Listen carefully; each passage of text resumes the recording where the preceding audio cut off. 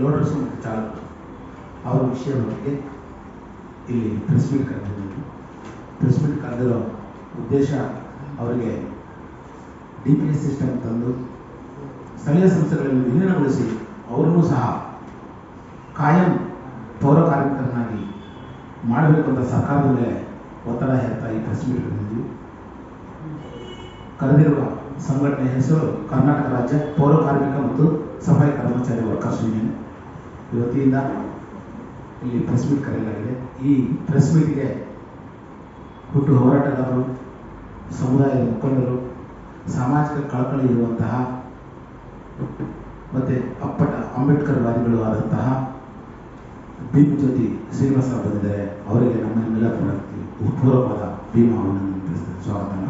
ಅದೇ ರೀತಿ ಸರಿಸುಮಾರು ದಶಕಗಳಿಂದಲೂ ದೀನ ದಲಿತರಿಗಾಗಿ, SC ST OBC ಮೈನಾರಿಟಿಗಳಿಗಾಗಿ ಹಲವಾರು ಹೋರಾಟಗಳಲ್ಲಿ ಪಾಲ್ಗೊಂಡು ಮತ್ತು ಈ ಸರ್ಕಾರ ಬರೋದಕ್ಕೂ ಕಾರಣೀಭೂತರಾಗಿರ್ತಾರೆ. ಹಲವಾರು ಸಂಘಟನೆಗಳಲ್ಲಿ ತೊಡಗಿಸ್ಕೊಂಡು PTCL ಆಗಿರ್ಬೋದು, ಅಥವಾ ಬಗರ್ಹುಕುಂ ಸಾಗುವಳಿ ಆಗಿರ್ಬೋದು, ಅಥವಾ SCP TSP ಹಣ ದುರ್ಬಳಕೆ ಆದಂಥ ವಿಷಯಗಳಲ್ಲೆಲ್ಲ ಹೋರಾಟ ಮಾಡ್ತಾ ಬಂದಿರುವ ನಮ್ಮ ಸಮುದಾಯದ ಮುಖಂಡರು ಮತ್ತು ಚಿಂತಕರು ಆದಂಥ ಬಸವರಾಜ್ ಕೌತಾಳ ಸಾಹೇಬ್ ಬಂದಿದ್ದಾರೆ. ಅವರಿಗೂ ಸಹ ನಮ್ಮೆಲ್ಲರ ಭೀಮ ಸ್ವಾಗತ ಬಯಸಿದೆ. ಅದೇ ರೀತಿ ಕರ್ನಾಟಕ ರಾಜ್ಯ ಪೌರ ಕಾರ್ಮಿಕ ಮತ್ತು ಸಫಾಯಿ ಕರ್ಮಚಾರಿ ವರ್ಕರ್ಸ್ ಯೂನಿಯನ್ನ ಗೌರವಾಧ್ಯಕ್ಷರಾದಂಥ ಶ್ರೀನಿವಾಸ್ ಸರ್ ಇದ್ದಾರೆ. ಅವರಿಗೂ ಭೀಮ ಸ್ವಾಗತ. ಅದೇ ರೀತಿ ಕಾರ್ಯಾಧ್ಯಕ್ಷರಾದಂತಹ ಇದ್ದಾರೆ, ಅವರಿಗೂ ಭೀಮ ಸ್ವಾಗತ ಕೊಡ್ತಾ, ನನ್ನ ಹೆಸರು ಎನ್ ನಾಗರಾಜು ಅಂತ ಮಾಧ್ಯಮ ಮಿತ್ರರೇ, ಕಾರಣಭೂತರಾದ ಈ ಘನತ್ಯಾಜ್ಯ ವಿಲೇವಾರಿ ಮಾಡುತ್ತಿರುವ ಕಾರ್ಮಿಕರು ಹೇಳಿದ್ದಾರೆ. ಅವರು ತಾವೆಲ್ಲ ನೋಡಿರ್ತೀವಿ.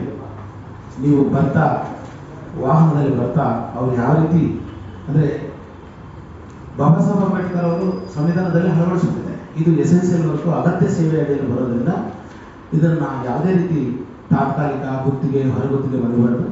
ಇವ್ರನ್ನ ಕಾಯಂ ಸಫಾಯಿ ಕರ್ಮಚಾರಿ ಈಗ ಪೌರ ಕಾರ್ಮಿಕರು ಪ್ರಪ್ರಥಮವಾಗಿ ಪುರವನ್ನು ಸ್ವಚ್ಛಗೊಳಿಸುವ ಪೌರ ಕಾರ್ಮಿಕರಾಗಿ ಹೊರಹೊಮ್ಮಿದ್ದಾರೆ. ಇದಕ್ಕೆ ಪೌರ ಕಾರ್ಮಿಕರು ಅಂತ ಪರಕ್ಕೆ ಕಾರಣೀಭೂತರು ನಮ್ಮ ಪೌರ ಕಾರ್ಮಿಕರ ಪಿತಾಮಹ IPD ಸಾಲಪ್ಪ ಅವರು. ಅವರು ಕೊಟ್ಟಂಥ ವರದಿ, ಆ ವರದಿಯಲ್ಲಿ ಏನಿದೆ ಕೂಲಂಕುಷವಾಗಿ ನಿಮ್ಗೆ ತಿಳಿಸ್ಕೊಡ್ತಾರೆ. ನಿಮಗೂ ತಿಳಿದಿರುತ್ತೆ, 77ರಲ್ಲೇ ಇದು ಸರ್ಕಾರಿ ಸುತ್ತಲೇ ಆಗಿದೆ. ಆದ್ರೂ ಸಹ ಹಲವಾರು ದಶಕಗಳಿಂದ, ಸರಿಸುಮಾರು 48 ವರ್ಷಗಳಿಂದ ಈ ಘನತ್ಯಾಜ್ಯ ವಿಲೇವಾರಿ ಮಾಡುವ, ಕಸ ಗುಡಿಸುವ, ಕಸ ಸ್ವೀಕರಿಸುವ, ಕಸ ಸಾಗಿಸುವ ಪೌರ ಕಾರ್ಮಿಕರನ್ನು ಇನ್ನೂ ಅಭದ್ರತೆಯಲ್ಲೇ ಮಡಗಿದ್ದಾರೆ ಆಳುವ ಸರ್ಕಾರಗಳು. ಆದ್ದರಿಂದ ಏನು ಈ ಸರ್ಕಾರಗಳು ಏನು ಅಂಗಗಳು, 3 ಅಂಗಗಳಿದ್ದಾರೆ: ಶಾಸಕಾಂಗ, ಕಾರ್ಯಾಂಗ, ನ್ಯಾಯಾಂಗ. ಈ 3 ತಪ್ಪು ಮಾಡಿದಾಗ ಅದನ್ನು ಎತ್ತಿಡಿಬೇಕಾಗಿರೋ ಕರ್ತವ್ಯ ನಿಮ್ಮದು ಅಂತ ನಾನು ಭಾವಿಸ್ತಾ, ಅದು ನಿಮ್ಮೆಲ್ಲರೂ ಗೊತ್ತಿರೋ ವಿಷಯ. ಒಂದು ಸರಿಸುಮಾರು 30-40 ವರ್ಷಗಳಿಂದ ಇನ್ನೂ ಆಧುನಿಕ ಜೀತಗಾರರ ಥರ ಸೇವೆ ಸಲ್ಲಿಸ್ತಾರೆ.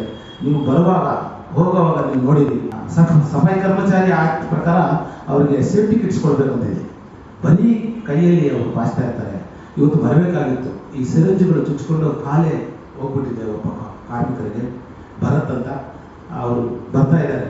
ಆ ರೀತಿ ಅವರಿಗೆ ಮಾಸ್ಕ್ ಇಲ್ಲ, ಸೇಫ್ಟಿ ಕಿಟ್ಸ್ ಇಲ್ಲ, ಮತ್ತು ಹ್ಯಾಂಡ್ ಗ್ಲೌಸ್ ಕೊಡಬೇಕು, ಹ್ಯಾಟ್ ಕೊಡಬೇಕು, ಯೂನಿಫಾರ್ಮ್ ಕೊಡಬೇಕು, ಗಂಬೂಟ್ ಕೊಡಬೇಕಂತಿದೆ. ಮತ್ತು ಆರೋಗ್ಯ ತಪಾಸಣೆ ಮಾಡಬೇಕಂತ ಸರ್ಕಾರಿ ಆದೇಶಗಳಾಗಿದೆ. 3 ತಿಂಗಳು ಒಂದ್ಸಲ ಬರುತ್ತೆ. ಇದು ಯಾವುದು ಮಾಡ್ತಾ ಇಲ್ಲ ಮಾಧ್ಯಮ ಮಿತ್ರರೇ.